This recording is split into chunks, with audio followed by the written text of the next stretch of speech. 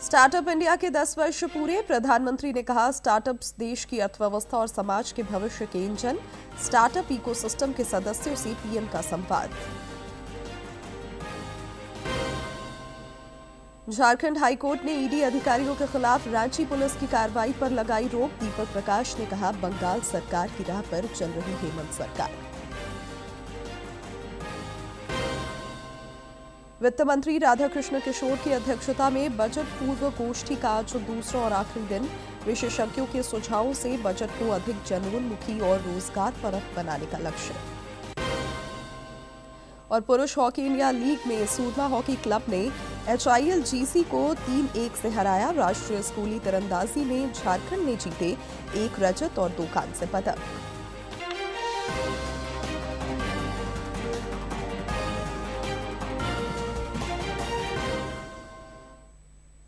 नमस्कार, खबरें झारखंड में आपका स्वागत है। मैं हूं शिवानी कुमारी और अब समाचार विस्तार से। प्रधानमंत्री नरेंद्र मोदी आज नई दिल्ली के भारत मंडपम में स्टार्टअप इंडिया पहल के 1 दशक पूरे होने के उपलक्ष्य में आयोजित कार्यक्रम में भाग लेंगे। कार्यक्रम के दौरान प्रधानमंत्री भारत के जीवंत स्टार्टअप इकोसिस्टम के सदस्यों के साथ बातचीत करेंगे। स्टार्टअप इंडिया पहल के 10 साल पूरे होने पर श्री मोदी ने सभी को बधाई और शुभकामनाएं दी हैं। उन्होंने कहा कि स्टार्टअप बदलाव के एक ऐसे इंजन है जो हमारी अर्थव्यवस्था और समाज के भविष्य को आकार दे रहे हैं। राष्ट्रीय स्टार्टअप दिवस के मौके पर प्रधानमंत्री नरेंद्र मोदी शुक्रवार को स्टार्टअप इंडिया पहल के 1 दशक पूरा होने के कार्यक्रम में हिस्सा लेंगे। वे सक्रिय स्टार्टअप इकोसिस्टम के सदस्यों के साथ बातचीत करेंगे। इस दौरान कुछ चुने हुए स्टार्टअप प्रतिनिधि अपनी उद्यमी यात्रा के अनुभव साझा करेंगे। इस मौके पर प्रधानमंत्री उपस्थित लोगों को संबोधित भी करेंगे। नेशनल स्टार्टअप डे मनाया जा रहा है, जो स्टार्टअप इंडिया के 10 साल पूरे होने के उपलक्ष्य में भारत मंडपम में मनाया जाएगा, जिसमें देश भर के करीब 3000 स्टार्टअप्स पार्टिसिपेट करेंगे और उसी दिन नेशनल स्टार्टअप अवार्ड की घोषणा की जाएगी और भारत के 20 उत्कृष्ट स्टार्टअप्स को रिवॉर्ड दिया जाएगा और साथ ही स्टेट रैंकिंग फ्रेमवर्क के तहत डिफरेंट स्टेट्स को भी रिकॉग्नाइज किया जाएगा। स्टार्टअप इंडिया को 16 जनवरी 2016 को प्रधानमंत्री द्वारा एक बदलाव लाने वाले राष्ट्रीय कार्यक्रम के रूप में लॉन्च किया गया था, जिसका उद्देश्य भारत को नौकरी मांगने वालों के बजाय नौकरी देने वालों का देश बनाने के साथ नवाचार को बढ़ावा देना, उद्यमिता को बढ़ावा देना और निवेश से होने वाले विकास को सक्षम बनाना था। He is truly a startup prime minister. He has many attributes of an entrepreneur, right? He thinks big in terms of impact, but before doing so, he experiments that at a small scale. His ability of being able to look at large scale initiatives, but then tracking its execution very closely. The Honorable Prime Minister took over in 2014. India's startup ecosystem has been thriving, and we are well on our way to become the startup capital of the world. The number of registered startups in India have grown to massive 73,000 this year. More than 50% of them come from Tier 2 and Tier 3 cities. We now have more than 100 unicorns and growing. All of this was never possible without PM's vision. पिछले 1 दशक में startup India Bharat के आर्थिक और नवाचार ढांचे का एक अहम हिस्सा बन गया है। पूंजी और मेंटरशिप तक पहुंच बढ़ाई है और स्टार्टअप्स को सभी क्षेत्रों और जगहों पर बढ़ने और विस्तार करने के लिए एक अच्छा माहौल बनाया है। 10 साल की यात्रा के दौरान भारत के स्टार्टअप इकोसिस्टम में जबरदस्त बढ़ोतरी देखी गई है, जिसमें देश भर में 2 लाख से ज्यादा स्टार्टअप्स को मान्यता मिली है। ये उद्यम रोजगार पैदा करने, नवाचार से होने वाले आर्थिक विकास और अलग अलग क्षेत्रों में घरेलू वैल्यू चेन को मजबूत करने में अहम भूमिका निभा रहे हैं। ब्यूरो इनपुट्स के साथ देवेंद्र सिंह रावत की रिपोर्ट, डीडी न्यूज। राज्यपाल संतोष कुमार गंगवार से भारतीय वन सेवा के प्रशिक्षु अधिकारियों ने कल लोक भवन में मुलाकात की। इस दौरान राज्यपाल ने प्रशिक्षु अधिकारियों से संवाद करते हुए उनके उज्जवल भविष्य की कामना की और उन्हें सदैव अपने दायित्वों के निर्वहन हेतु तत्पर तथा समर्पित रहने का संदेश दिया। इधर राज्यसभा सांसद और भाजपा के पूर्व प्रदेश अध्यक्ष दीपक प्रकाश ने ईडी अधिकारियों पर एफआईआर को शर्मसार करने वाली घटना करार दिया है। उन्होंने कहा कि राज्य में हेमंत सोरेन की सरकार पुलिस का दुरुपयोग कर डर का वातावरण पैदा कर रही है। श्री प्रकाश ने कहा कि आज झारखंड में बंगाल जैसे हालात उत्पन्न हो रहे हैं। राज्य सरकार के सत्ताधारी दल के कई नेता इसमें फंसते नजर आ रहे हैं। मनी लॉन्ड्रिंग का मामला है, जब कार्रवाई होगी तो इनमें छटपटाहट है। राज्य सरकार की पुलिस को भेज करके ईडी के पदाधिकारियों को परेशान किया जा रहा है। ईडी के अफसरों पर फर्जी मुकदमे दायर किए जा रहे हैं। ये दुर्भाग्यपूर्ण घटना है, इसकी जांच होनी चाहिए, सीबीआई से होनी चाहिए, ईडी से होनी चाहिए और हाई कोर्ट के जज के मॉनिटरिंग से होनी चाहिए। रांची में वित्त मंत्री राधाकृष्ण किशोर की अध्यक्षता में अबुआ दिशोम बजट 2026-27 के लिए बजट पूर्व गोष्ठी का आज दूसरा और आखिरी दिन है। पहले दिन कल राज्य के रजत जयंती वर्ष पर केंद्रीय इस हरित विकास पर चर्चा कर रहे थे। बैठक के बाद वित्त मंत्री ने मीडिया से बातचीत में कहा कि विशेषज्ञों के सुझावों से बजट को अधिक जनोन्मुखी और रोजगार परक बनाने का लक्ष्य है। राज्य के मंत्रिमंडल सचिवालय एवं निगरानी विभाग ने गणतंत्र दिवस के अवसर पर जिलावार झंडोत्तोलन करने वाले मंत्रियों की आधिकारिक सूची जारी कर दी है। मालूम हो कि मुख्यमंत्री दुमका में और राज्यपाल रांची में झंडोत्तोलन करते हैं। मंत्रियों में राधाकृष्ण किशोर डाल्टनगंज में, दीपक बिरुआ चाईबासा में, चमरा लिंडा गुमला में, संजय प्रसाद यादव पाकुड़ में, इरफान अंसारी जामताड़ा में, हफीजुल हसन देवघर में, दीपिका पांडे सिंह गोड्डा में, योगेंद्र प्रसाद बोकारो में, सुदिव्य कुमार गिरिडीह में और शिल्पी नेहा तिर्की लोहरदगा में झंडोत्तोलन करेंगी। भाजपा के प्रदेश महामंत्री मनोज सिंह ने राज्य की गिरती कानून व्यवस्था को लेकर सरकार पर निशाना साधा है। श्री सिंह ने कहा कि राज्य में कानून व्यवस्था पूरी तरह चरमरा गई है। हत्या, डकैती, अपहरण और मारपीट जैसी घटनाएं आम हो गई हैं, लेकिन सरकार दोषियों के खिलाफ कोई कार्रवाई नहीं कर रही है। आप देख लीजिए, हत्याएं, डकैती, बलात्कार, धर्मांतरण, ऐसे कई विषय पर चर्चाएं बार बार भारतीय जनता पार्टी इसकी लड़ाई लड़ रही है और हेमंत सरकार माननीय मुख्यमंत्री जी के कान पर जू भी नहीं रेंग रहा है जरा सा भी। वो क्या है, ये मस्त है। जमशेदपुर में निजी स्कूल प्रबंधन और शिक्षा विभाग के बीच लंबे समय से जारी विवाद को लेकर सियासत तेज हो गई है। जमशेदपुर पश्चिम के विधायक सरयू राय ने इस मामले में निजी स्कूलों का खुलकर समर्थन किया है और राज्य सरकार और शिक्षा विभाग पर कई गंभीर आरोप लगाए हैं। उन्होंने कहा कि निजी स्कूलों को सरकार की ओर से निर्धारित मद के तहत जो राशि मिलनी चाहिए उसका भुगतान अब तक नहीं किया गया है। तो इस श्रेणी के जिन विद्यार्थियों का नामांकन हो गया है, उसके फीस के बीच में जो गैप है वो तो सरकार को पूरा करना है, सरकार को फीस देनी है। अब सरकार भूल जाती है, एक दबंगई होती है। आज की डेट में सबसे अधिक दबंग कोई है तो सरकार और प्रशासन ही है। हजारीबाग में पद्मा गेट के पास सड़क दुर्घटना में जैप 7 के सब इंस्पेक्टर अनिल पासवान की मौत हो गई। वे मुख्यालय से लौट रहे थे, तभी एक दोपहिया वाहन ने उन्हें टक्कर मार दी। हादसे में दोपहिया सवार 3 लोग भी घायल हुए हैं, जिनका इलाज चल रहा है।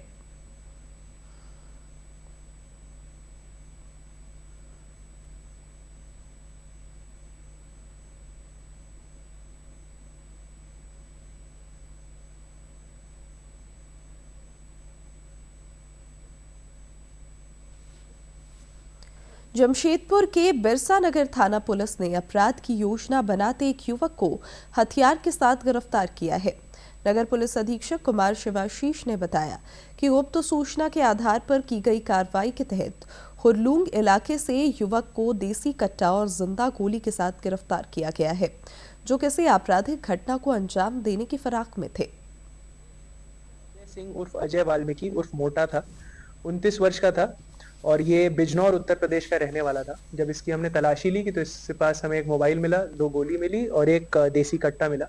आपको ये बता दें कि 10 नवंबर 2025 को बिरसा नगर में एक लूट की घटना हुई थी, जो एक कॉन्ट्रैक्टर पीके सिंह के ऑफिस में / उनका जो शॉप था वहां पे हुआ था।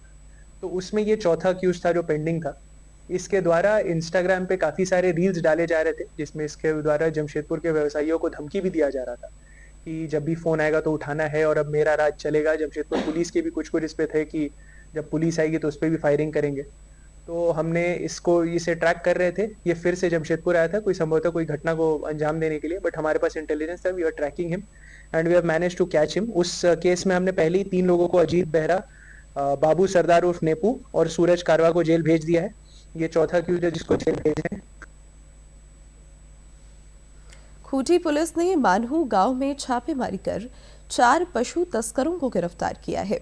पुलिस ने उनके पास से 102 गोवंश, 23,260 रुपए नकद और 4 मोबाइल बरामद किए हैं। पुलिस ने सभी आरोपियों को जेल भेज दिया है और मामले की छानबीन में जुटी है।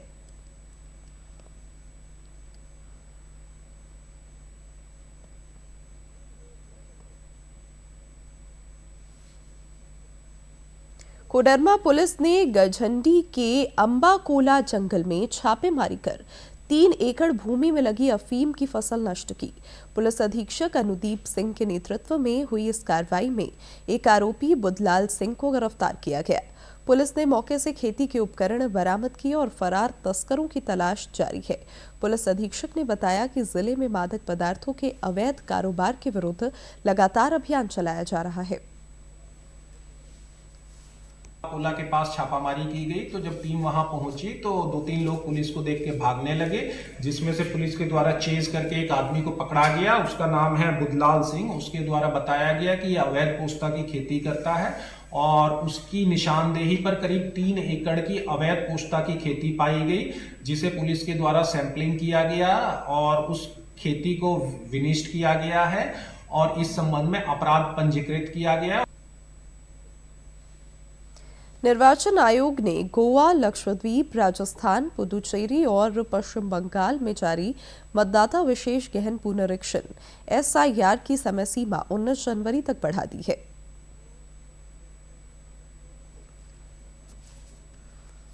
ये प्रक्रिया अब 19 जनवरी तक जारी रहेगी। निर्वाचन आयोग ने इस संदर्भ में एक पत्र जारी कर मुख्य निर्वाचन अधिकारियों को सूचित किया है। आयोग ने निर्देश दिया है कि मुख्य कार्यकारी अधिकारी दावा और आपत्ति की बढ़ी हुई अवधि के बारे में व्यापक प्रचार प्रसार सुनिश्चित करें ताकि अधिक से अधिक लोग इस प्रक्रिया में भाग ले सकें। निर्वाचन आयोग ने सभी संबंधित अधिकारियों को निर्धारित समय सारणी का कड़ाई से पालन करने का आदेश दिया है। आयोग ने मुख्य निर्वाचन अधिकारियों के अनुरोधों और अन्य संबंधित कारकों पर विचार करते हुए SIR की समय सीमा को बढ़ाने की मंजूरी दी है। विधानसभा चुनावों से पहले मतदाता सूचियों को सटीक और समावेशी बनाने पर उद्देश्य से SIR किया जा रहा है। वहीं विभिन्न राज्यों में ड्राफ्ट मतदाता सूची दिसंबर 2025 में प्रकाशित की गई थी। अंतिम मतदाता सूची फरवरी 2026 में प्रकाशित होगी। प्रधानमंत्री नरेंद्र मोदी की प्रगति पहलों से देश ने विकास की रफ्तार पकड़ी है। वर्षों से लंबित परियोजनाएं अब धरातल पर उतरती दिख रही हैं। Jaipur Sikar Churu gauge conversion project को भी इससे गति मिली है।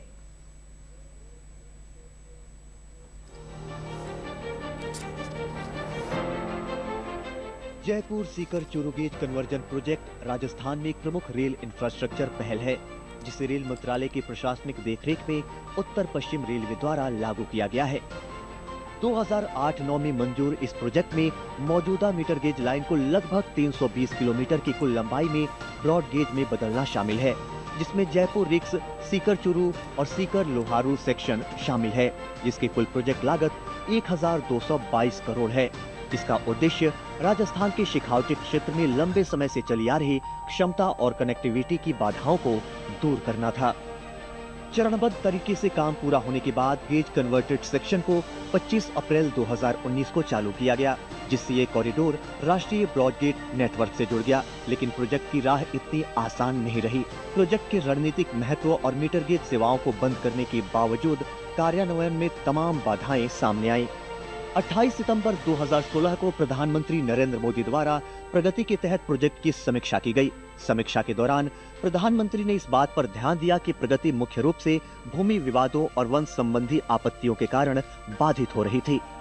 राष्ट्रीय स्तर पर महत्वपूर्ण कनेक्टिविटी परियोजनाओं में प्रक्रियात्मक देरी से बचने की आवश्यकता पर जोर देते हुए प्रधानमंत्री ने रेल मंत्रालय और राजस्थान राज्य सरकार को पर्यावरण, वन और जलवायु परिवर्तन मंत्रालय के परामर्श से भूमि और वन मुद्दों को शीघ्रता से हल करने का निर्देश दिया। ये जब स्थिति अटक गई और तब इस पीएमजी पोर्टल पर और जो प्रगति जो प्राइम मिनिस्टर का मॉनिटरिंग का सिस्टम है, जब उन पर इस समस्या को हाईलाइट किया गया तो प्रधानमंत्री जी ने इसका संज्ञान तुरंत लिया और उसके बाद जो आदेश पारित हुए उसमें चीफ सेक्रेटरी लेवल पर मीटिंग्स हुई और अंततः ये तय किया गया कि रेल विभाग अपनी जमीन पर काम कर सकता है, भले ही वो पूरा एरिया फॉरेस्ट लैंड में आता हो।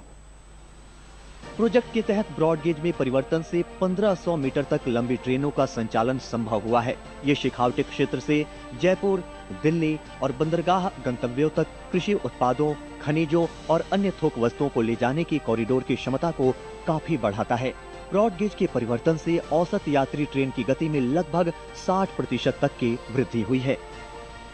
पहले हम लोग को जयपुर जाना पड़ता था और काफ़ी ज़्यादा स्ट्रगल होता था इतना सामान लेके जाने में, बट अभी काफ़ी सुविधा हो चुकी है कि डायरेक्ट हम सीकर से मुंबई जाते हैं।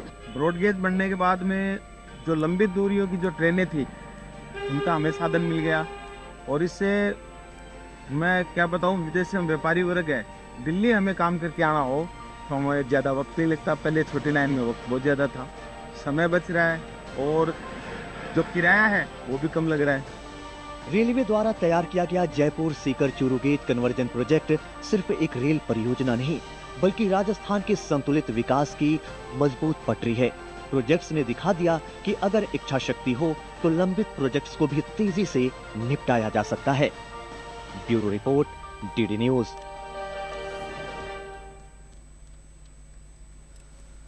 केंद्रीय जांच एजेंसी प्रवर्तन निदेशालय ईडी के अधिकारियों के खिलाफ झारखंड पुलिस द्वारा दर्ज की गई प्राथमिकी को चुनौती देने वाली याचिका पर आज झारखंड हाईकोर्ट में महत्वपूर्ण सुनवाई हुई है। झारखंड पुलिस ने एक शिकायत के आधार पर रांची स्थित ईडी कार्यालय के अधिकारियों के खिलाफ मामला दर्ज किया था। ईडी ने इस प्राथमिकी को कानून की प्रक्रिया का दुरुपयोग और जांच में बाधा डालने की कोशिश बताते हुए इसे रद्द करने की मांग की है।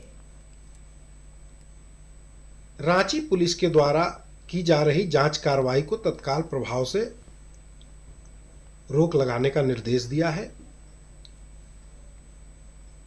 रांची एसएसपी को ईडी कार्यालय की सुरक्षा की जिम्मेवारी लेने को कहा है। केंद्रीय गृह सचिव एवं प्राइवेट रेस्पोंडेंट संतोष कुमार को इस याचिका में पार्टी ऐड करने का निर्देश दिया एवं राज्य सरकार को 7 दिन के भीतर और प्राइवेट रेस्पोंडेंट संतोष कुमार को 10 दिन के भीतर जवाब दाखिल करने का निर्देश दिया है। सीआरपीएफ या सीआईएसएफ के साथ साथ किसी भी पारा मिलिट्री से ईडी कार्यालय की सुरक्षा का व्यवस्था सौंपने को कहा और इस मामले की विस्तृत सुनवाई के लिए 9 फरवरी का समय निर्धारित किया है।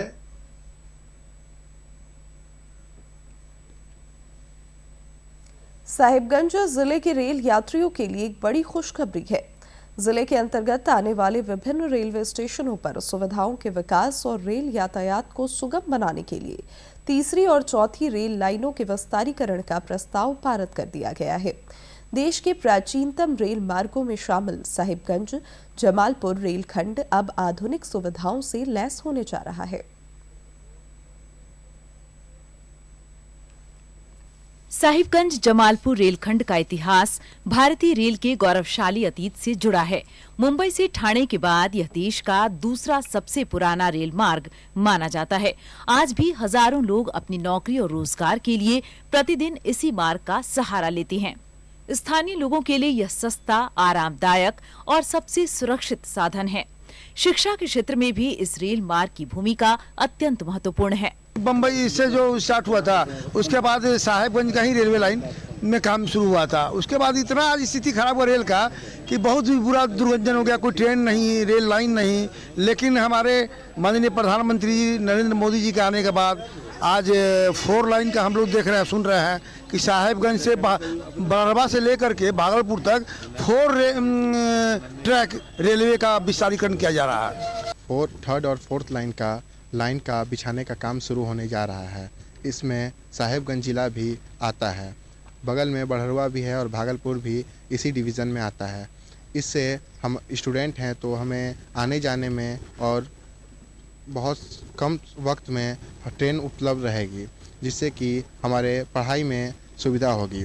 साहिबगंज के सर्वांगीण विकास के लिए केंद्र सरकार की यह प्रतिबद्धता यहाँ के लोगों के लिए खुशहाली के नए द्वार खोलेगी। व्यापारिक दृष्टि से भी यह रेलखंड साहिबगंज की लाइफलाइन है। फल, सब्जियां और अन्य आवश्यक वस्तुओं को देश के अन्य हिस्सों तक पहुंचाने में रेलवे एक सेतु का कार्य करता है। मैं केंद्र सरकार को इस विषय के लिए बहुत बहुत धन्यवाद देना चाह रहा हूं कि साहेबगंज और बड़हड़वा में 4 लाइन बनने जा रहा है। इससे आवागमन में बहुत सुविधा होगा। साहेबगंज को अनेक सारे फायदे मिलेंगे। नियम के अनुसार से जितना रेल लाइन बिछेगी उतने ज़्यादा ट्रेन का आवागमन होगा तो आदमी को सुविधाएं मिलेंगी। सुविधाएं किस प्रकार की होंगी कि जो आदमी 2 महीना का वेटिंग पीरियड चलता था ट्रेन बढ़ने से, वो 5 दिन, 7 दिन, 8 दिन के अंदर अपना टिकट कंफर्म करवा सकते हैं। ऐतिहासिक धरोहरों से संपन्न बड़हरवा, 3 पहाड़ और राजमहल जैसे स्टेशनों के विस्तारीकरण से पर्यटन को भी बढ़ावा मिलेगा। पर्यावरणविदों का मानना है कि रेलवे की यह पहल ऐतिहासिक स्मारकों तक पर्यटकों की पहुंच को आसान बनाएगी। साहिबगंज जमालपुर रेलखंड के बीच 128.5 किलोमीटर लंबी तीसरी और चौथी लाइन के लिए डीपीआर तैयार किया जा रहा है। लगभग 4000 करोड़ रुपए की इस महापरियोजना से नई ट्रेनों का परिचालन संभव होगा।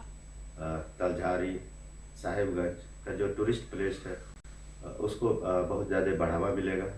यहाँ के पर्यटक यहाँ पे आएंगे और यहाँ पे लोगों का रोजी रोजगार बढ़ेगा। निश्चित रूप से रेल को लाइफ लाइन कहा जाता है और साथ ही 1 स्टेशन 1 टूरिस्ट प्लेस को लेकर के भी विकास किया जा सकता है।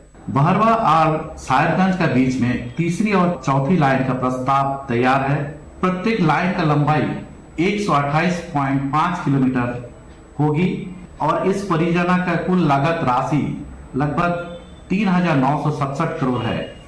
रेल सुविधाओं के इस विस्तार का लाभ जल्द ही जनता को मिलना शुरू हो जाएगा। निश्चित रूप से बुनियादी ढांचे में सुधार से साहिबगंज की तस्वीर बदलेगी और यह रेलखंड आने वाले समय में विकास की एक नई इबारत लिखेगा। डीडी न्यूज के लिए साहिबगंज से आनंद की रिपोर्ट। हजारीबाग जिले में स्थित पद्मा किला, जो कभी रामगढ़ राज परिवार की शाही राजधानी हुआ करती थी, आज भले ही जर्जर हालत में हो, लेकिन इसकी भव्यता और इतिहास की गूंज आज भी लोगों को अपनी ओर खींच लाती है। पर्यटक, इतिहास प्रेमी और स्थानीय लोग अब इस ऐतिहासिक धरोहर के संरक्षण की मांग कर रहे हैं।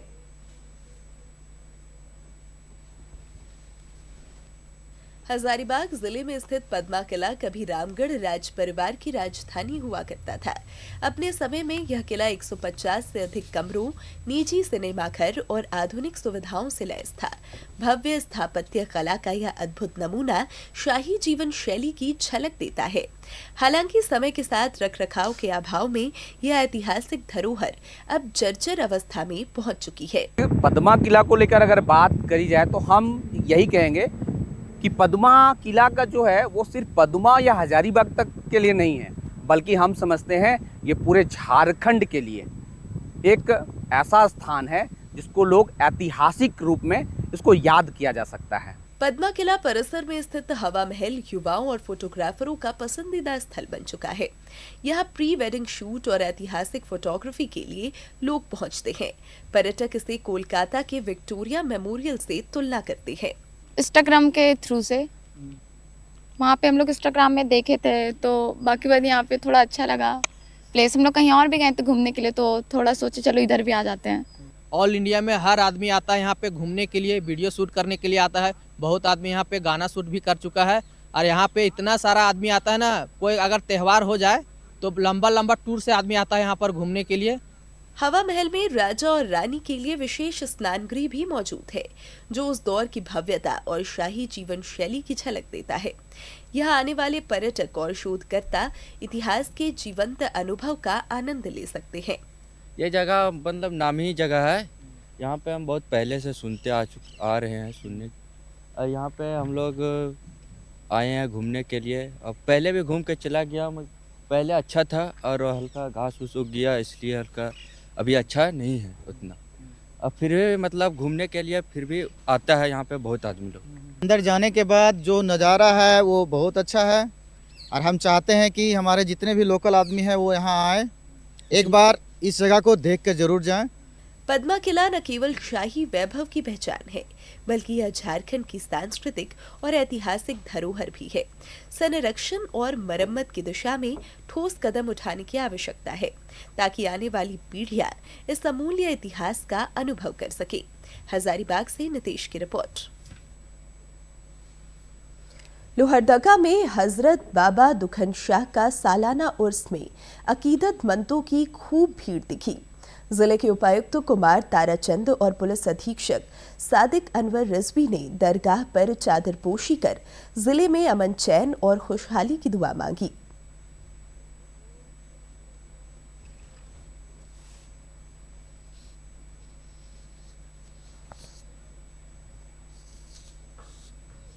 लोहरदगा की फिजाओं में इन दिनों अकीदत की खुशबू घुली हुई है। हजरत बाबा दुखन शाह की दरगाह पर 101वें सालाना उर्स का शुभारंभ प्रशासनिक अधिकारियों और अंजुमन इस्लामिया के पदाधिकारियों की मौजूदगी में हुआ। उपायुक्त कुमार ताराचंद ने उर्स को सामाजिक एकता का सशक्त माध्यम बताया। उनके अनुसार बाबा की दरगाह लोगों को प्रेम और शांति का संदेश देती है।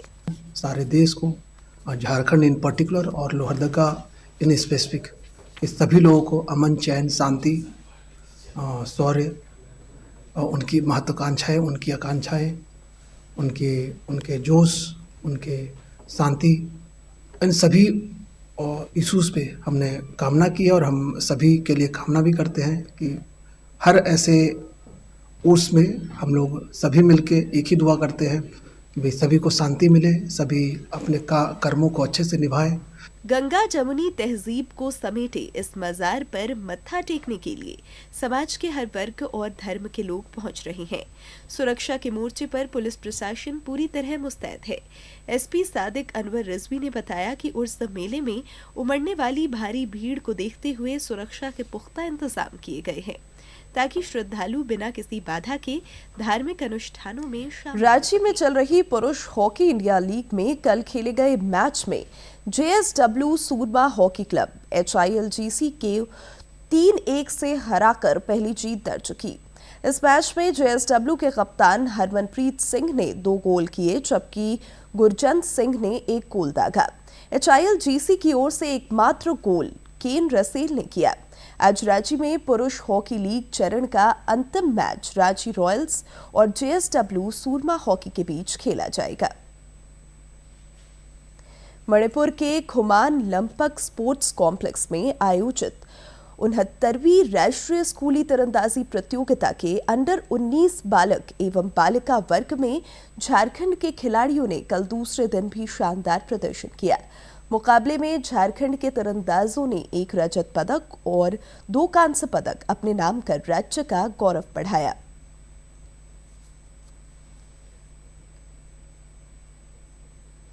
और अब अंत में मुख्य समाचार एक बार फिर।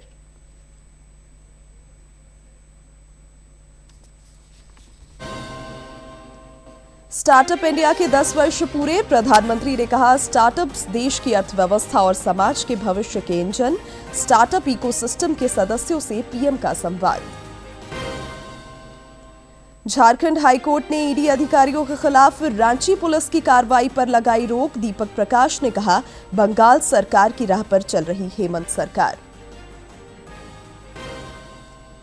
वित्त मंत्री राधाकृष्ण किशोर की अध्यक्षता में बजट पूर्व गोष्ठी का आज दूसरा और आखिरी दिन विशेषज्ञों के सुझावों से बजट को अधिक जनोन्मुखी और रोजगार परक बनाने का लक्ष्य। और पुरुष हॉकी इंडिया लीग में सूरमा हॉकी क्लब ने HIL GC को 3-1 से हराया। राष्ट्रीय स्कूली तीरंदाजी में झारखंड ने जीते 1 रजत और 2 कांस्य पदक।